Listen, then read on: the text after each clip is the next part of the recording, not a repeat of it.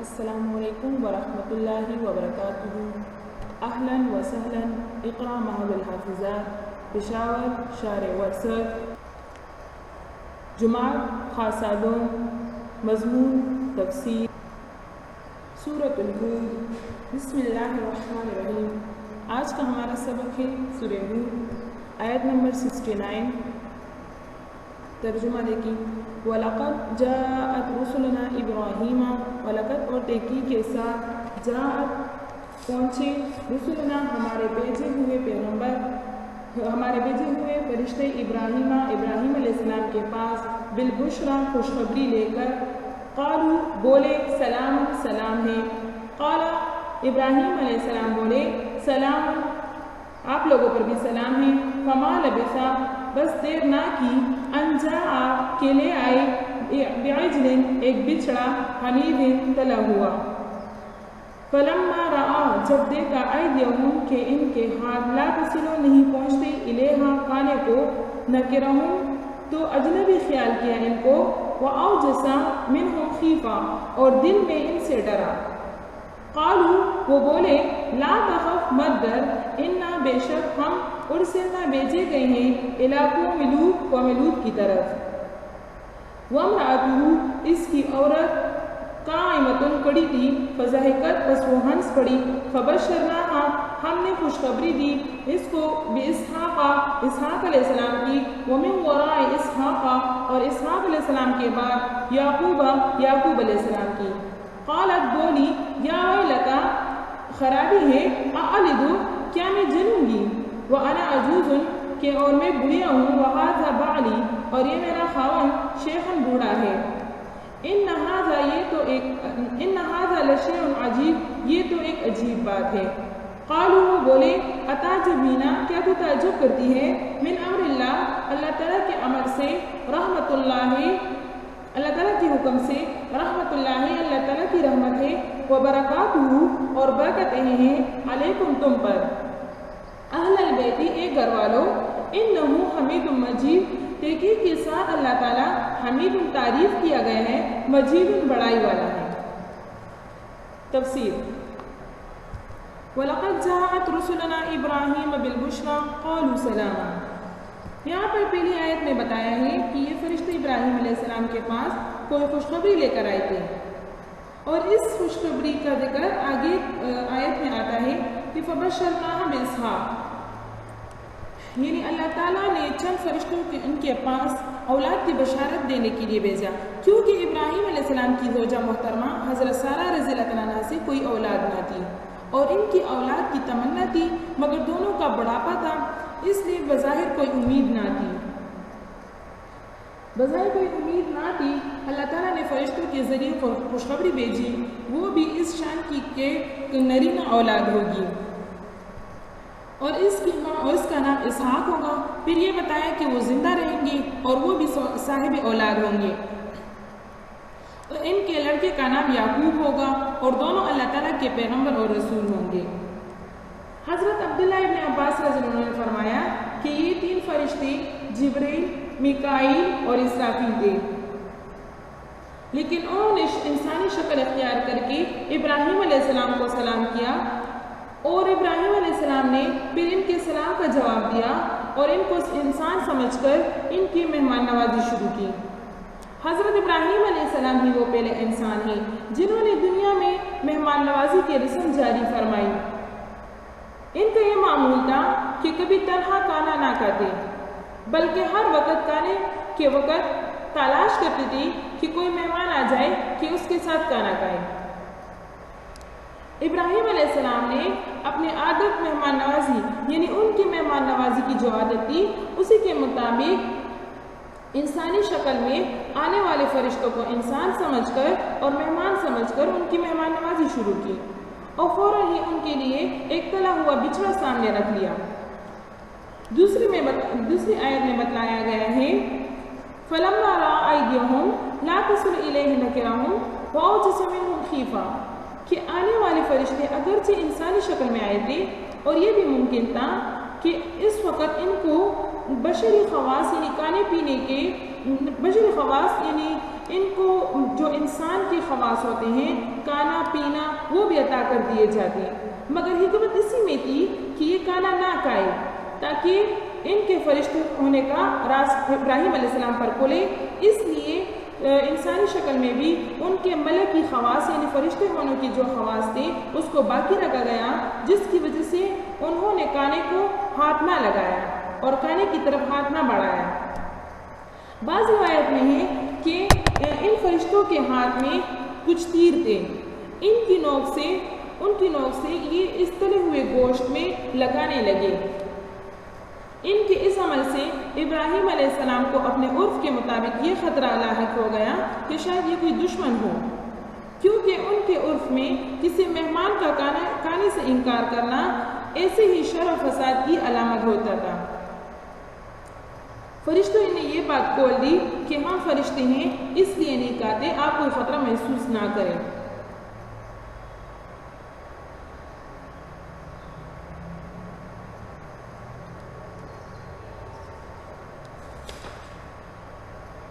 یہاں پر فرمایا قالوا سلاما، قال سلام، اس سے معلوم ہوا کہ مسلمانوں کے لیے سنت ہے کہ جب آپس میں ملے تو سلام کرے،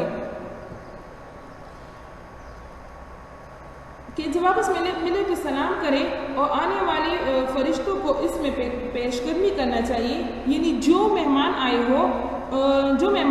اس کو چاہیے کہ وہ سلام کرنے میں پیش قدمی کرے اور دوسروں کو اس کا جواب دینا چاہیے۔ قرآن کریم میں اس جگہ فرشتوں کی طرف سے صرف سلامن اور ابراہیم علیہ السلام کی طرف سے صرف جواب میں سلامن ذکر کیا گیا ہے۔ بظاہر یہاں پورے الفاظ یعنی سلام کے پورے الفاظ ذکر کرنے کی ضرورت نہیں سمجھی، جیسے عرف اور محاورے میں کہا جاتا ہے کہ فلاں نے فلاں کو سلام بھیجا ہے، مراد یہ ہوتی ہے کہ پورا کلمہ یعنی السلام علیکم کہا۔ اسی طرح یہاں لفظ سلامہ سے پورا کلمہ مسنونہ سلام کا مراد ہے، جو رسول کریم صلی اللہ علیہ وسلم نے اپنے قول اور عمل سے لوگوں کو بتلایا ہے، یعنی ابتدا سلام میں السلام علیکم اور جواب میں وعلیکم السلام ورحمۃ اللہ یہ کہنا۔ یہاں پر اس سے کچھ مہمانی اور مہمانداری کے کچھ اصول واضح ہوتے ہیں۔ اس آیت سے کچھ اصول نکلتے ہیں کہ فلما لبث ان جاء بعجل حنیذ، یعنی ابراہیم علیہ السلام نہیں ٹھہرے بلکہ جلدی سے انہوں نے مہمانوں کے لیے ایک تلا ہوا بچڑا لایا۔ تو اس سے چند باتیں معلوم ہوتی ہیں۔ اول یہ کہ ہمیں مہمان نوازی کے آداب میں سے یہ ہے کہ مہمان کے آتے ہی کچھ کھانے پینے کی چیز میسر ہو اور جلدی سے مہیا ہو سکے وہ لا رکھے۔ اگر صاحب وسعت ہو یعنی مالدار ہو تو مہمانی میں مزید انتظام بعد میں کریں۔ دوسری بات یہ معلوم ہوئی کہ مہمان کے لیے بہت زیادہ تکلفات کی ضرورت نہیں کرنی چاہیے، بلکہ آسانی سے جو کچھ میسر ہو وہ مہمان کی خدمت میں پیش کر دیں۔ ابراہیم علیہ السلام کے یہاں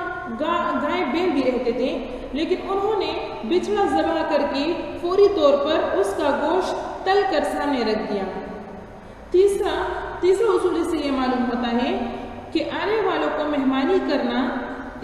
آداب اسلام اور اچھے اخلاق میں سے ہے۔ انبیاء اور صلحاء کی عادت ہے، یہ انبیاء اور صلحاء کی عادت ہے۔ اس میں اختلاف ہے کہ مہمانی کرنا واجب ہے یا نہیں۔ اس سے یہ مسئلہ نکلتا ہے کہ کیا مہمانی کرنا واجب ہے یا نہیں، تو جمہور علماء اس پر ہے کہ مہمانی کرنا واجب نہیں ہے بلکہ سنت اور مستحسن ہے۔ بعض فرماتے ہیں کہ مہمانی کرنا گاؤں والوں پر واجب ہے کہ جو شخص ان کے گاؤں میں ٹھہرے ان کی مہمانی کرے، کیونکہ وہاں کھانے کا کوئی دوسرا انتظام نہیں ہو سکتا، اور شہر میں ہوٹل وغیرہ اس کا انتظام ہو سکتا ہے، تو اس وجہ سے وہاں پر واجب نہیں بلکہ سنت ہے۔ قرطبی رحمہ اللہ نے اپنی تفسیر میں یہ مختلف اقوال نقل کیے ہیں۔ پھر فرماتے ہیں فلما ایدیہم لا تصل الیہ نکرہم، یعنی جب ابراہیم علیہ السلام نے ان کے ہاتھ کھانے تک نہیں پہنچنے دیکھا تو وہ ڈر گئے۔ اس سے معلوم ہوا کہ مہمان کے آداب میں سے یہ ہے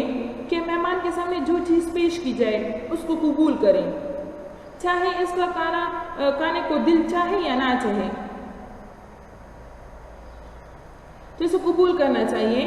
اسی جملے سے دوسری بات یہ معلوم ہوتی ہے کہ میزبان کو چاہیے کہ صرف کھانا سامنے رکھ کر فارغ نہ ہو جائے، بلکہ اس پر نظر رکھے کہ مہمان کھا رہا ہے یا نہیں، جیسے ابراہیم علیہ السلام نے کیا کہ فرشتوں کے کھانا نہ کھانے کو انہوں نے محسوس کیا۔ مگر یہ نظر بھی اس طرح ہونا چاہیے کہ مہمان کے کھانے کو تکتا نہ رہے، یعنی مہمان کے ہر نوالے کو نہ دیکھے بلکہ سرسری نظر سے دیکھ لیں۔ فلما ذهب عن ابراہیم الرعو، ترجمہ فلما ذهب پھر جب جاتا رہا، عن ابراہیم الرعو ابراہیم علیہ السلام سے ڈر، وجاءته البشرى اور آئی اس کو خوشخبری، یجادلنا فی قوم لوط تو جھگڑنے لگا ہم سے قوم لوط کے حق میں، ان ابراہیم البتہ ابراہیم علیہ السلام لحلیم بردبار ہے، اواہ نرم دل ہے، منیب رجوع کرنے والے ہیں۔ یا ابراہیم ابراہیم علیہ السلام عارض چھوڑ، ان ھذا اس خیال کو، انہ قد جاء امر ربک وہ تو آ چکا ہے تیرے رب کا حکم، وانہم آتیہم اور ان پر آتا ہے عذاب غیر مردود ایسا عذاب کہ جو لٹائے نہیں جاتا، ولما جاءت رسلنا اور جب پہنچے ہمارے بھیجے ہوئے فرشتے لوط علیہ السلام کے پاس، سی بہم تو غمگین ہوا ان سے، وضاق بہم اور ان کے آنے سے، وضاق بہم ذرعا اور تنگ ہوا دل میں، وقال اور بولا ھذا یوم عصیب آج کا دن بڑا سخت دن ہے، وجاءه قومه اور آئی اس کے پاس قوم، یہرعون دوڑتی ہوئی، الیہ اس کے پاس، ومن قبل كانوا يعملون اور اس سے پہلے وہ جو کر رہے تھے سیئات برے کام، قال فرمایا لوط علیہ السلام نے، یا قوم اے قوم، ہؤلاء بناتی یہ میری بیٹیاں ہیں، ہن اطہر لکم یہ پاک ہے تمہارے لیے، فاتقوا اللہ بس ڈرو اللہ تعالیٰ سے، ولا تخزونی اور رسوا مت کرو مجھے، فی ضیوف میرے مہمانوں کے بارے میں، الیس منکم کیا نہیں ہے تم میں رجل رشید کوئی نیک آدمی، قالو تو یہ بولے، لقد علمت تو جانتا ہے، ما لنا فی بناتک کہ ہم کو تیری بیٹیوں سے کچھ ما لنا فی بناتک من حق کہ ہم کو تیری بیٹیوں میں کچھ غرض نہیں، وانک لتعلم ما نرید اور تجھ کو معلوم ہے کہ ہم کیا چاہتے ہیں، قال کہنے لگے، لو ان لی بکم قوتا لوط علیہ السلام نے فرمایا، لو ان لی بکم قوتا کاش مجھ کو تمہارے مقابلے میں زور ہوتا، او آوی الی رکن شدید یا جا بیٹھتا کسی مستحکم پناہ میں، او آوی الی رکن شدید یا میں پناہ لیتا الی رکن شدید مضبوط رکن کے ساتھ، قالو مہمان بولے، یا لوط اے لوط علیہ السلام، انا بے شک ہم رسول ربک آپ کے رب کے بھیجے ہوئے فرشتے ہیں، لن یصلوا الیک ہرگز نہ پہنچ سکیں گے تجھ کو، فاسری باہلک پس لے چل اپنے اہل کو، بقطع من اللیل رات کے کچھ حصے میں، ولا یلتفت اور مڑ کر نہ دیکھے، منکم تم میں سے، احد ایک آدمی، الا امرأتک مگر تیری بیوی، انہو مصیبہا کہ اس کو پہنچ کر رہے گا، ما اصابہم جو ان کو پہنچے گا، ان موعدہم الصبح ان کے وعدے کا وقت، الصبح صبح ہے، الیس الصبح بقریب کیا صبح قریب نہیں ہے، نزدیک نہیں ہے۔ یہاں پر آیت مذکورہ میں حضرت لوط علیہ السلام اور ان کی قوم کا حال اور قوم لوط پر شدید عذاب کا بیان ہو رہا ہے۔ حضرت لوط علیہ السلام کی قوم کافر ہونے کے علاوہ ایک ایسی خبیث بدکاری اور بے حیائی میں مبتلا تھی کہ جو دنیا میں پہلے کبھی نہیں پائی گئی تھی، ایسی بے حیائی کہ جس سے جنگل کے جانور بھی نفرت کرتے ہیں، کہ مرد کا مرد کے ساتھ منہ کالا کرنا، جس کا وبال و عذاب عام بدکاری سے بہت زیادہ ہے۔ اسی لیے اس قوم پر ایسا شدید عذاب آیا جو عام بے حیائی اور بدکاری کرنے والوں پر کبھی نہیں آیا۔ حضرت لوط علیہ السلام کا واقعہ جو ان آیات میں ذکر کیا گیا ہے وہ اس طرح ہے کہ اللہ تعالیٰ نے اپنے چند فرشتے جن میں جبرائیل علیہ السلام بھی شامل تھے اس قوم پر عذاب نازل کرنے کے لیے بھیجے جو پہلے حضرت ابراہیم علیہ السلام کے یہاں فلسطین پہنچے، جن کا واقعہ پہلی آیات میں گزر چکا ہے۔ اس کے بعد حضرت لوط علیہ السلام کے پاس آئے جن کا مقام وہاں سے 10-12 میل کے فاصلے پر تھا۔ اللہ تعالیٰ جس قوم کو عذاب میں پکڑتے ہیں تو اس پر اس کے عمل کے مناسب ہی عذاب مسلط فرماتے ہیں۔ اس موقع پر اللہ تعالیٰ کی یہ فرشتے حسین لڑکوں کی شکل میں بھیجے گئے۔ جب وہ لوط علیہ السلام کے گھر پہنچے تو ان کو بشکل انسانی دیکھ کر انہوں نے بھی مہمان سمجھا، اور اس وقت وہ سخت فکر اور غم میں مبتلا ہو گئے کہ مہمانوں کی مہمانی نہ کہی جائے تو یہ بھی شان پیغمبری کے خلاف ہے، اور اگر ان مہمانوں کو مہمان بنایا جاتا ہے تو اپنی قوم کی خباثت حضرت لوط علیہ السلام کو معلوم تھی، اور اس کا خطرہ تھا کہ یہ خبیث لوگ مکان پر چڑھ آئیں گے اور ان مہمانوں کو اذیت پہنچائیں گے اور وہ ان کی مدافعت نہ کر سکیں گے۔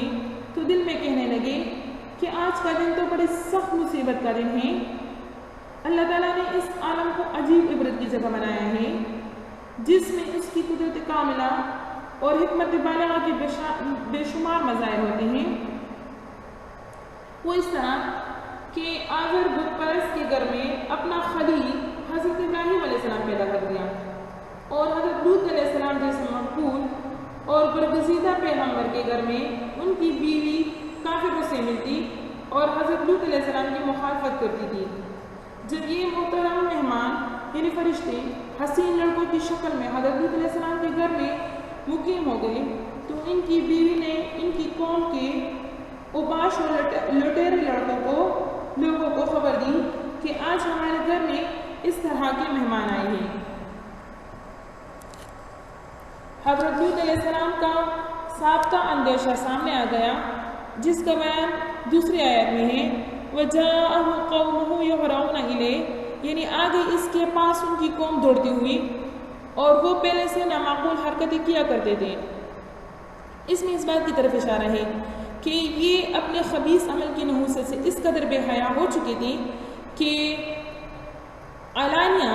یعنی ظاہری طور پر کھلے عام حضرت لوط علیہ السلام کے مکان پر چڑھ دوڑے۔ حضرت لوط علیہ السلام نے جب ان کو دیکھا اور ان کی مدافعت مشکل ہے تو ان کو شر سے باز رکھنے کے لیے فرمایا کہ تم اس شر و فساد سے باز آ جاؤ تو میں اپنی لڑکیاں تمہارے سرداروں کی نکاح میں دے دوں گا۔ اس زمانے میں مسلمان لڑکی کا نکاح کافر سے جائز تھا، اور بعض مفسرین نے فرمایا کہ اس جگہ اپنی لڑکیوں سے مراد اپنی پوری قوم کی لڑکیاں ہیں، کیونکہ ہر پیغمبر اپنی قوم کے لیے باپ کی مثل ہوتا ہے اور پوری امت اس کی روحانی اولاد ہوتی ہے۔ اس تفسیر کے مطابق حضرت لوط علیہ السلام کے قول کا مطلب یہ ہوگا کہ تم اپنی خبیث عادت سے باز آؤ، شرافت کے ساتھ قوم کی لڑکیوں سے نکاح کرو، ان کو اپنی بیویاں بناؤ۔ پھر لوط علیہ السلام نے ان کو اللہ تعالیٰ کے عذاب سے ڈرانے کے لیے فرمایا فَاتَّقُوا اللَّهَ، اور پھر عاجزانہ درخواست کی وَلَا تُخْزُونِي فِي ضَيْفِي، یعنی مجھ کو میرے مہمانوں کے متعلق رسوا نہ کرو، اور فرمایا أَلَيْسَ مِنكُمْ رَجُلٌ رَشِيدٌ، یعنی کیا تم میں کوئی ایک آدمی بھی اچھا نہیں ہے اور کوئی ایک آدمی بھی شریف نہیں ہے جو میری فریاد سنے؟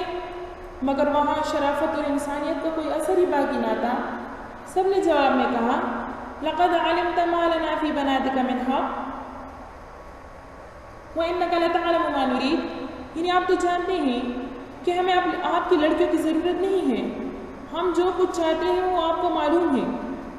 اس وقت ہر طرح سے عاجز ہو کر حضرت لوط علیہ السلام کی زبان پر یہ کلمہ آیا لو ان لی بکم قوة او آوی الی رکن شدید، یعنی کاش مجھ میں اتنی قوت ہوتی کہ میں اس پوری قوم کو خود مقابلہ کر سکتا، یا پھر کوئی ایسی جماعت ہوتی میرے ساتھ جو مجھے ان ظالموں کے ہاتھ سے نجات دلاتی۔ فرشتوں نے حضرت لوط علیہ السلام کا جب یہ اضطراب دیکھا تو بات کھول دی اور کہا کہ گھبرائیے نہیں، آپ کی جماعت بڑی قوی اور مضبوط ہے، ہم اللہ کے فرشتے ہیں، ان کے قابو میں آنے والے نہیں ہیں، ان پر عذاب واقع ہی ہوگا۔ صحیح بخاری کی حدیث میں ہے رسول اللہ صلی اللہ علیہ وسلم نے اس کے متعلق فرمایا کہ اللہ تعالیٰ لوط علیہ السلام پر رحم فرمائے کہ وہ کسی مضبوط جماعت کی پناہ لینے پر مجبور ہو گئے۔ پھر ترمذی میں اس کے ساتھ یہ جملہ بھی آیا ہے کہ لوط علیہ السلام کے بعد اللہ تعالیٰ نے کوئی نبی ایسا نہیں بھیجا جس کا کنبہ قبیلہ اس کا حمایتی نہ ہو۔ حضرت عبداللہ ابن عباس رضی اللہ عنہ سے نقل ہے کہ اس واقعے میں جب لوط علیہ السلام ان کی قوم پر چڑھ آئی تو لوط علیہ السلام نے اپنے گھر کا دروازہ بند کر رکھا تھا اور یہ گفتگو اس شریف قوم سے پردے میں ہو رہی تھی۔ فرشتے بھی مکان کے اندر تھے۔ ان لوگوں نے دیوار باندھ کر اندر گھسنے کا اور دروازہ توڑنے کا ارادہ کیا۔ اس پر حضرت لوط علیہ السلام کی زبان پر یہ کلمات آئے۔ جب فرشتوں نے لوط علیہ السلام کا یہ اضطراب دیکھا تو حقیقت کھول دے کہہ دیا کہ آپ دروازہ کھول دیں، اب ہم ان کو عذاب کا مزہ ہی چکھائیں گے۔ دروازہ کھولا تو جبرائیل علیہ السلام نے اپنے پر کا اشارہ ان کی آنکھوں کی طرف کیا، جس سے سب اندھے ہو گئے اور بھاگنے لگے۔ اس وقت فرشتوں نے اللہ تعالیٰ کے حکم سے حضرت لوط علیہ السلام کو کہا فَأَسْرِ بِأَهْلِكَ بِقِطْعٍ مِّنَ اللَّيْلِ، یعنی آپ رات کے آخری حصہ میں اپنے اہل و عیال کو لے کر یہاں سے نکل جائے اور یہ ہدایت کریں کہ ان میں سے کوئی بھی پیچھے مڑ کر نہ دیکھے علاوہ آپ کی بیوی کے، کیونکہ اس پر بھی تو عذاب پڑنے والا ہے جو اس قوم پر پڑے گا۔ اس کا مطلب یہ بھی ہو سکتا ہے کہ آپ بیوی کو ساتھ نہ لے کر جائیں، اور یہ بھی ہو سکتا ہے کہ بیوی ہونے کی حیثیت سے وہ آپ کے اہل میں داخل ہو کر ساتھ چلے گی، مگر وہ آپ کے اس حکم پر عمل نہ کرے گی جو آپ اپنے اہل و عیال کو دیں گے کہ مڑ کر نہ دیکھیں۔ بعض روایات میں آتا ہے کہ یوں ہی ہوا کہ یہ بیوی ان کے ساتھ چلی، مگر جب قوم پر عذاب آنے کا دھماکہ سنا تو پیچھے مڑ کر دیکھا اور قوم کی تباہی پر افسوس کرنے لگی۔ اس وقت ایک پتھر آیا جس نے اس کا خاتمہ کر دیا۔ فرشتوں نے یہ بھی بتلایا کہ ان موعدہم الصبح، یعنی ان پر صبح ہوتی ہی عذاب آ جائے گا۔ حضرت لوط علیہ السلام نے فرمایا کہ میں چاہتا ہوں کہ اور بھی جلد عذاب آ جائے۔ اس پر فرشتوں نے کہا الیس الصبح بقریب، یعنی صبح تو کچھ دور نہیں ہے۔ پھر اس عذاب کا واقعہ قرآن نے اس طرح بیان فرمایا، جب ہمارا عذاب آ گیا تو ہم نے ان بستیوں کے اوپر کا حصہ نیچے کر دیا۔ فلما جاء امرنا جعلنا عالیہا سافلہا، ترجمہ فلما جاء امرنا، فلما جب جاء آیا امرنا ہمارا حکم، جعلنا تو ہم نے کر ڈالی عالیہا اس کے اوپر کی بستی کو، سافلہا نیچے، وہ امطرنا اور برسائے ہم نے علیہا اس پر حجارتاً پتھر من سجیل کنکر کی، منضود تہبتیں یا پیدر پہ، مسومتاً نشان لگے ہوئے تھے، عند ربک تیرے رب کے پاس، وما ہی اور نہیں ہے من الظالمین وہ بستی ظالموں سے ببعید کچھ دور۔ یہاں پھر اس عذاب کا واقعہ قرآن کریم نے بیان فرمایا کہ جب ہمارا عذاب آ گیا تو ہم نے ان بستیوں کے اوپر کا حصہ نیچے کر دیا اور ان پر ایسے پتھر برسائے جس پر ہر ایک کے نام کی علامت لگی ہوئی تھی۔ جب اللہ تعالیٰ کا حکم ہوا تو جبرائیل علیہ السلام نے اپنا پر ان سب فرشتوں کی زمین کے نیچے پہنچا کر سب کو اس طرح اوپر اٹھا لیا کہ ہر چیز اپنی جگہ باقی رہی۔ پانی کے برتن سے پانی بھی نہیں گرا، آسمان کی طرف سے کتوں اور جانوروں اور انسانوں کی آوازیں آ رہی تھی۔ ان سب بستیوں کو آسمان کی طرف سیدھا اٹھانے کے بعد اوندا کر کے پلٹ دیا جو ان کے عمل خبیث کے مناسب حال تھا۔ آخر آیت میں قوم لوط کا عذاب ذکر کرنے کے بعد موجودہ اقوام دنیا کو متنبع کرنے کے لیے ارشاد فرمایا وما ہی من الظالمین ببعید، یعنی یہ پتھراؤں کا عذاب آج بھی ظالموں سے کچھ دور نہیں ہے۔ جو لوگ اس قوم کی طرح ظلم و بے حیائی پر جمے رہیں گے تو وہ اپنے آپ کو اس عذاب سے دور نہ سمجھے، آج بھی یہ عذاب آ سکتا ہے۔ رسول اللہ صلی اللہ علیہ وسلم نے فرمایا میری امت میں بھی کچھ لوگ وہ عمل کریں گے جو قوم لوط کرتی تھی، جب ایسا ہونے لگے تو پھر انتظار کرو کہ ان پر بھی وہی عذاب آئے گا جو قوم لوط پر آیا تھا۔ وَإِلَىٰ مَدْيَنَ أَخَاهُمْ شُعَيْبًا، ترجمہ وَإِلَىٰ مَدْيَنَ اور مدین کی طرف بھیجا اخاہم ان کے بھائی شعیب علیہ السلام کو، قال فرمایا یا قوم اعبدوا اللہ، اے قوم اللہ تعالیٰ کی عبادت کرو، ما لکم نہیں ہے تم لوگوں کے لیے من الہ کوئی الہ، کوئی معبود غیر اس کے سوا، ولا تنقصوا المکیال اور کمی نہ کرو ناپ میں، والمیزان اور تول کو، انی بے شک میں اراکم دیکھتا ہوں تم کو، بخیر خوشحالی میں، وانی اخاف میں ڈرتا ہوں علیکم تم پر، عذاب یوم محیط ایسے عذاب سے، ایسا عذاب ایک گیر لانے والا عذاب، ایک گیرنے والا عذاب، وَيَا قَوْمِ اے قوم اوفوا الْمِكْيَالَ پورا کرو ناپ کو، والمیزان اور تول کو، بالقسط انصاف کے ساتھ، وَلَا تَبْخَسُوا النَّاسَ اور کمی نہ کرو لوگوں کے لیے، اشیاءهم ان کی چیزوں میں، وَلَا تَعْثَوْا اور نہ پھرو فی الارض زمین میں، مفسدین کے فساد کرتے پھرو، بقیت اللہ جو بچ رہے اللہ تعالیٰ کا دیا، خیر بہتر ہے، لکم تم لوگوں کے لیے، تم مؤمنین اگر تم ایمان والے ہو، وما انا علیکم بحفیظ وما انا نہیں ہوں میں علیکم تم پر نگہبان، قالو بولے یا شعیب اے شعیب علیہ السلام، الصلاۃ تأمرک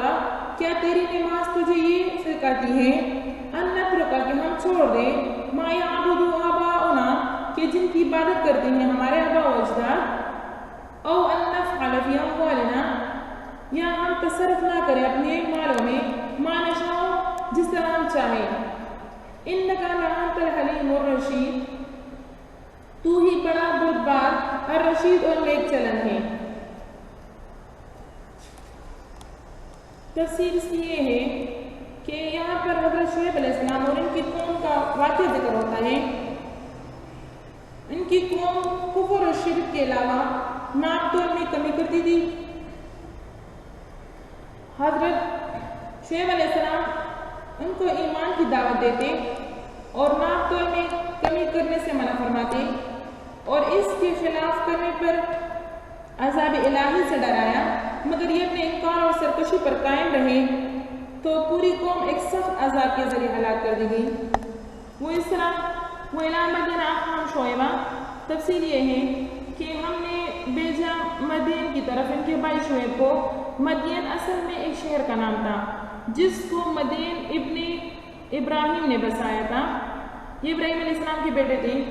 ان کا محل وقوع ملک شام کے موجودہ مقام معان کو بتلایا جاتا ہے۔ اس شہر کے باشندوں کو بھی بجائے اہل مدین کے مدین کہا جاتا ہے۔ شعیب علیہ السلام اللہ تعالیٰ کے جلیل القدر پیغمبر ہیں جو اسی قوم مدین میں سے ہیں، اس لیے ان کو بھی مدین کا بھائی فرما کر اس نعمت کی طرف اشارہ کر دیا کہ اس قوم کے رسول کو اللہ تعالیٰ نے اسی قوم سے بنایا تاکہ ان سے مانوس ہو کر ان کی ہدایت کو بآسانی قبول کر سکیں۔ فرمایا قال یا قوم اعبدوا اللہ ما لکم من الہ غیرہ ولا تنقصوا المکیال والمیزان۔ اس میں حضرت شعیب علیہ السلام نے پہلے اپنی قوم کو توحید کی دعوت دی، کیونکہ یہ لوگ مشرک تھے، درختوں کی پوجا کرتے تھے، جس کو قرآن میں لفظ ایکہ سے تعبیر کیا گیا ہے، اور اسی کی نسبت سے اہل مدین کو اصحاب الایکہ کا لقب بھی دیا گیا ہے۔ اس کفر و شرک کے ساتھ ان میں ایک اور عیب و گناہ نہایت سخت تھا کہ یہ لوگ لین دین کے وقت ناپ تول میں کمی کر کے لوگوں کا حق مارتے تھے، تو حضرت شعیب علیہ السلام نے ان کو اس سے منع فرمایا کہ ناپ تول میں کمی نہ کرو۔ پھر یہاں فرماتے ہیں کہ شعیب علیہ السلام نے ان کو ناپ تول میں کمی کرنے کے خبیث عمل سے روکنے کے لیے پیغمبرانہ شفقت کے ساتھ اول تو یہ فرمایا کہ انی اراکم بخیر و انی اخاف علیکم عذاب یوم محیط، یعنی میں تمہیں اس وقت خوشحالی میں دیکھتا ہوں کہ کوئی فقر اور مالی تنگدستی نہیں ہے جس کی وجہ سے اس بلا میں تم لوگ مبتلا ہوئے ہو۔ اس کے علاوہ اللہ تعالیٰ کی نعمت کا شکر اس کو مقتضی ہے کہ تم اس کی مخلوق پر ظلم نہ کرو۔ پھر یہ بھی بتایا کہ اگر تم لوگوں نے میری بات نہ سنی اور اس خبیث عمل سے باز نہ آئے تو مجھے خطرہ ہے کہ اللہ تعالیٰ کا عذاب تمہیں گھیر لے۔ اس عذاب سے آخرت کا عذاب بھی مراد ہو سکتا ہے اور دنیا کا بھی۔ پھر دنیا کے عذاب میں بھی مختلف قسم کے آ سکتے ہیں۔ ادنا عذاب یہ ہے کہ تمہاری یہ خوشحالی ختم ہو جائے اور تم پر قحط سالی آ جائے اور گرانی، یعنی چیزوں کی گرانی میں تم لوگ مبتلا ہو جاؤ۔ جیسے کہ رسول اللہ صلی اللہ علیہ وسلم نے فرمایا جب کوئی قوم ناپ تول میں کمی کرنے لگتی ہے تو اللہ تعالیٰ اس کو قحط اور گرانی اشیاء کے عذاب میں مبتلا کر دیتے ہیں۔ مزید تاکید کے لیے شعیب علیہ السلام نے فرمایا وَيَا قَوْمِ أَوْفُوا الْمِكْيَالَ وَالْمِيزَانَ بِالْقِسْطِ وَلَا تَبْخَسُوا النَّاسَ أَشْيَاءَهُمْ وَلَا تَعْثَوْا فِي الْأَرْضِ مُفْسِدِينَ، یعنی اے میری قوم ناپ اور تول کو انصاف کے ساتھ پورا کرو اور لوگوں کی چیزوں کو کم نہ کرو اور زمین میں فساد پھیلاتے نہ پھرو۔ پھر ان کو شفقت کے ساتھ سمجھایا اور فرمایا بقیت اللہ خیر لکم ان کنتم مؤمنین وما انا علیکم بحفیظ، یعنی لوگوں کے حقوق ناپ تول پورا کر کے ادا کرنے کے بعد جو کچھ بچ رہے تمہارے لیے وہی بہتر ہے۔ اگر تم میری بات مانو اور اگر میری بات نہ مانو گے تو یاد رکھو کہ میں اس کا ذمہ دار نہیں ہوں اور تم پر جو عذاب آئے گا تو میں اس کا ذمہ دار نہیں ہوں۔ حضرت شعیب علیہ السلام کے بارے میں رسول اللہ صلی اللہ علیہ وسلم نے فرمایا کہ حضرت شعیب علیہ السلام یہ خطیب الانبیاء ہے۔ آپ علیہ السلام نے اپنے حسن بیان سے اپنی قوم کو سمجھانے اور ہدایت پر لانے کی پوری کوشش میں انتہا کر دی، مگر یہ سب کچھ سننے کے بعد قوم نے وہی جواب دیا جو جاہل قومیں اپنی مصلحین کو دیا کرتی ہیں، اور وہ پھر ان کا مذاق اڑاتی ہے اور استہزاء کرتی ہے، کہنے لگے الصلاۃ تأمرک ان نترک ما یعبد آباؤنا وان نفعل فی اموالنا ما نشاء انک لانت الحلیم الرشید، یعنی کیا تمہاری نماز تمہیں یہ بتاتی ہے کہ ہم ان معبودوں کو چھوڑ دیں جن کی پرستش ہمارے آباء و اجداد کرتے چلے آئے ہیں، اور یہ کہ ہم اپنے مملوک اموال یعنی ہم وہ اموال جو ہماری ملکیت میں ہیں ہم اس میں خود مختار نہ ہو، یعنی ہمارے جس طرح دل چاہے ہم اس کو اسی طرح خرچ نہ کریں، بلکہ اپنے معاملات میں بھی ہم آپ سے پوچھ کریں گے کہ کیا حلال ہے اور کیا حرام۔ حضرت شعیب علیہ السلام کی نماز پوری قوم میں معروف تھی کہ وہ بکثرت نوافل اور عبادت میں لگے رہتے تھے، اس لیے ان کے ارشادات کو بطور استہزاء کی نماز کی طرف منسوب کیا کہ کیا تمہاری نماز تمہیں معاذ اللہ غلط باتیں سکھاتی ہے۔